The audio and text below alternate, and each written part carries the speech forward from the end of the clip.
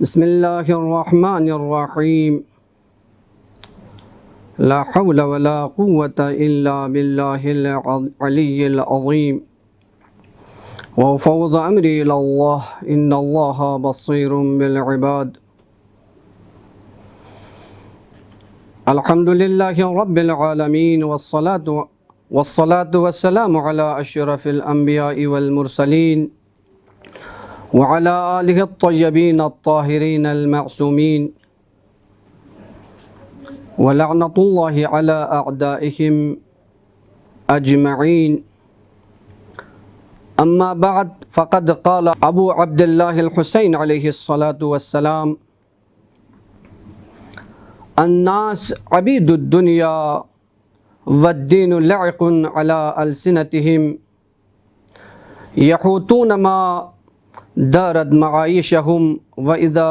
وإذا محسوا بالبلاء قل الديانون۔ محترم ناظرین، چند مطالب آپ کی خدمت میں پیش کرنے کی کوشش کرتا ہوں۔ یہ خطبہ امام حسین علیہ السلام نے کب ارشاد فرمایا؟ تاریخ کے اوراق پلٹانے سے معلوم ہوتا ہے امام حسین علیہ السلام نے اس خطبے کو دو مقامات پر ارشاد فرمایا۔ ایک، جب آپ مکے سے عراق کی طرف جب آپ سفر کر رہے تھے، راستے میں فرزدق جو کہ مشہور و معروف شاعر گزرا ہے، امام حسین علیہ السلام سے ان کی ملاقات ہوتی ہے تو امام حسین علیہ السلام پوچھتے ہیں، یا ابا فراز، اے ابا فراز، عراق کے حالات کیسے ہیں؟ کوفہ کے احوال کے بارے میں بتا دیں۔ تو اس نے اپنے شاعرانہ انداز میں بتایا، یا ابن رسول اللہ ان قلوبہم معک وان سیوفہم علیک۔ اے فرزند رسول، ان کے دل تو آپ کے ساتھ ہیں لیکن ان کی تلواریں آپ کے خلاف ہیں۔ یہ جملہ جب امام حسین علیہ السلام نے سنا تو امام حسین علیہ السلام نے اس وقت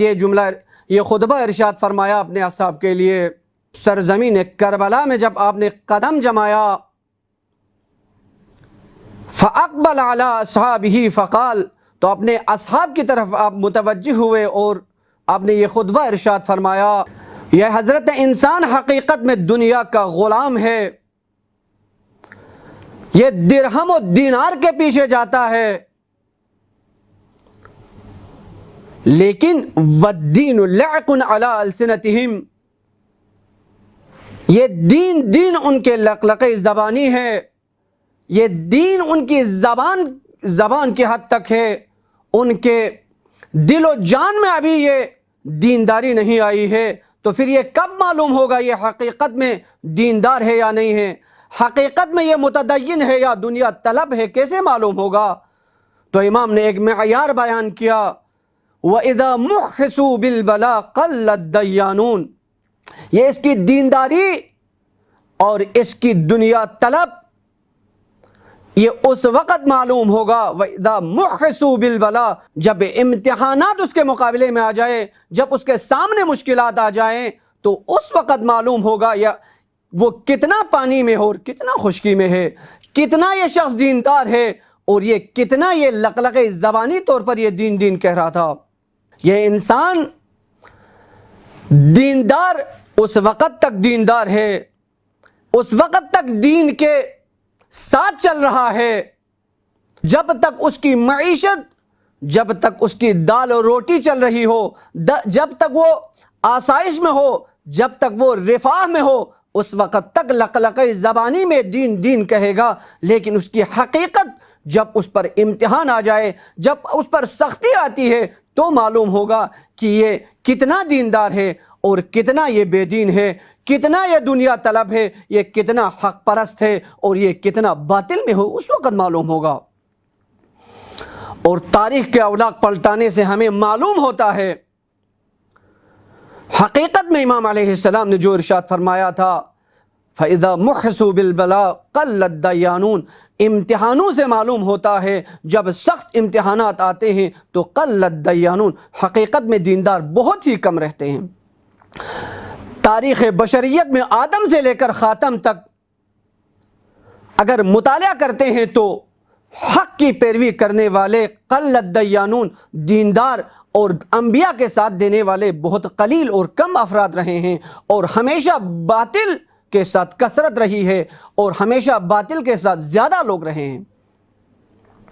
ابراہیم بت شکن تن و تنہا بتوں کو توڑ رہا ہے، اور اس کے مقابلے میں پوری حکومت، نمرود کی حکومت انا ربکم الاعلی کہہ رہے ہیں۔ اور اسی طرح موسیٰ تنہا ہارون کے ساتھ، موسیٰ اور ہارون کے ماننے والے بہت قلیل ہیں، اور اس کے مقابلے میں پوری حکومت فرعونیت ہے، فرعون کے ساتھ ہے۔ اور اسی طرح عیسیٰ، اور اسی طرح پیغمبر گرامی قدر، اور پیغمبر کے بعد بھی یہی سلسلہ چل رہا ہے۔ اور پیغمبر کی زندگی، جب پیغمبر اکرم صلی اللہ علیہ وسلم جب یہاں دنیا سے رحلت کر جاتے ہیں تو اس وقت بھی مولا کائنات امیر المؤمنین علی بن ابی طالب کے ساتھ بھی قلیل افراد ساتھ دیتے ہیں، حالانکہ رسول گرامی قدر نے اس دنیا سے جانے سے 2 یا 2.5 مہینے پہلے آپ نے غدیر کے میدان میں لاکھوں کے مجمع میں 1,24,000 کے مجمع میں آپ نے مولا کائنات کی معرفی کی تھی، اپنے جانشین اور اپنے خلیفے کے اعلان کیا تھا، من کنت مولا فہذا علی مولا، میں جس کا مولا ہوں اس کا یہ علی مولا ہے۔ لیکن اس قلیل مدت میں 2 سے 2.5 مہینے کے اسی مدت میں لوگوں نے حق بلا دیا، پیغام غدیر کو بلا دیا، اور سقیفہ میں جمع ہو گئے، اور مولا کائنات کے ساتھ دینے والے بہت، اس امتحان کے گھڑی میں قَلَّ الدَّيَّانُونَ، حق کے ساتھ دینے والے بہت کم۔ حضرت زہرا سلام اللہ علیہا دروازہ کھٹکھٹاتی ہوئی انصار و مہاجرین کے گھروں میں گئی، انسیتم الغدیر، تم لوگ غدیر بلا دیا تم لوگوں نے، تو زہرا کے ساتھ دینے والے، علی کے ساتھ دینے والے قلیل۔ اور اسی طرح امام حسین علیہ السلام کے ساتھ دینے والے بھی، جب آپ نے 18 بعض روایت کے مطابق 12,000، بعض روایت کے مطابق 18,000 خطوط کوفہ انہوں نے آپ کو لکھا تھا، تو آپ نے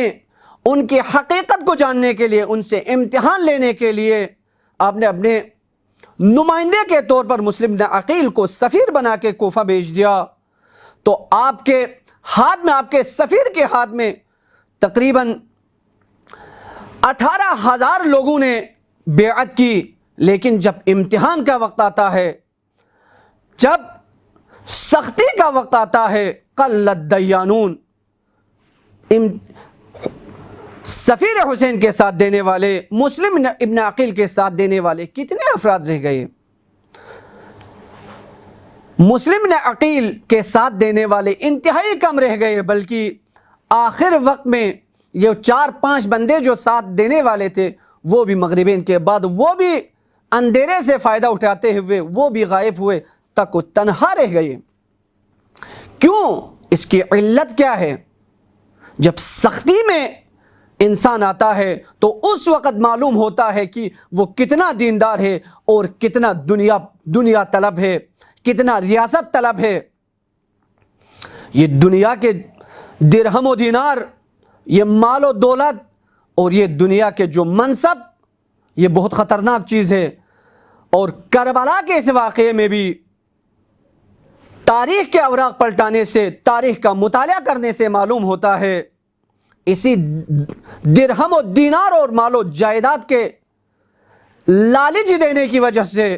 30,000 کا مجمع، 30,000 کی جو فوج کربلا میں جمع ہوئی تھی، اس کے اکثر و بیشتر یہ پیسے اور یہ مال و دولت کی وجہ سے آئے تھے، ورنہ حسین کی فضیلت، حسین کی منزل و مقام اور حسین کا مرتبہ سب جانتے تھے۔ جب کربلا کی طرف سپہ سالار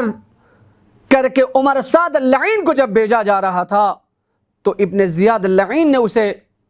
پیغام دے کے بلاتا ہے اور حکومت رے کی لالچ دینے کے بعد کہتا ہے تم حکومت رے ایسے آسانی میں نہیں ملے گا، بلکہ تم حسین ابن علی کے مقابلے میں جاؤ۔ تو اس نے مہلت مانگی اور گھر میں آ کے کچھ قریبی رشتہ داروں کو بلانے کے بعد ان سے مشورہ کیا، مجھے حکومت رے کی پیشکش ہو رہی ہے اور ساتھ ایک شرط، ایک امتحان، سخت امتحان ہے، وہ یہ ہے کہ کربلا میں حسین ابن علی کے مقابلے میں جانے کی اور فوج کی کمانڈنگ اور فوج کے سربراہ بننے کی پیشکش ہو رہی ہے۔ تو اس کے جن بندوں کو اس نے بلایا تھا، جن رشتہ داروں کو بلایا تھا، ان سب نے مخالفت کی۔ 2 دن کی زندگی ہے اور تم ابدی زندگی میں یعنی قیامت میں تا ابد تم نقصان میں رہو گے، ہمیشہ کے لیے تم لعین بن جاؤ گے۔ لیکن ان رشتہ داروں کو کھانا کھلانے کے بعد ان کو فارغ کیا، وہ رات بھر سو نہ سکا اور وہ اس پریشانی میں تھا میں کیا کروں۔ تو شیطان نے اس کے ذہن میں یہ ڈال دیا آج یہ رے کی حکومت نقد ہے، لیکن کل قیامت کے دن جو ملنے والی ہے، جو جنت ہے، وہ ادار ہے۔ کون عاقل شخص ہے، کون عاقل شخص ہوگا جو نقد پر، نسیے کو، نقد پر ادار کو ترجیح دے دے؟ وہ لعین اس حکومت رے کی لالچ میں آ کر اس نے اس عہدے کو قبول کیا۔ تو عزیزان محترم، یہ معلوم ہوتا ہے، تاریخ سے ہمیں یہ معلوم ہوتا ہے، وَإِذَا مُحْزُوا بِالْبَلَا قَلَّ الدَّيَّانُونَ، جب امتحان کا وقت آتا ہے تو دیندار اور دین پر قائم رہنے والے بہت کم ملتے ہیں۔ اور کربلا میں بھی جو اکثر و بیشتر آئے تھے اسی لالچ میں، مال دنیا اور منصب دنیا کی لالچ میں آئے تھے۔ تو لہٰذا امام حسین علیہ السلام کے اس کلمات میں آتا ہے کہ فَإِذَا مُحْسُوا بِالْبَلَا قَلَّ الدَّيَّانُونَ، تو ہم اور آپ کو اس سے عبرت لیتے ہوئے، کربلا ایک عبرت کا نام ہے، درس گاہ ہے، اس سے ہمیں درس لیتے ہوئے ہمیشہ حق کا ساتھ دینا اور باطل سے نفرت اور باطل کے مقابل میں آنے کی ضرورت ہے۔ اور اسی پر اکتفا کرتے ہوئے دعا کرتے ہیں پاک پروردگارہ ہمیں ہمیشہ حق کا ساتھ دیتے ہوئے اور باطل کے ساتھ برسر و پیکار ہونے کی ہمیں توفیق عنایت فرما۔ والسلام علیکم ورحمۃ اللہ وبرکاتہ۔ اللهم صل على محمد وآل محمد، اللهم صل على محمد وآل محمد۔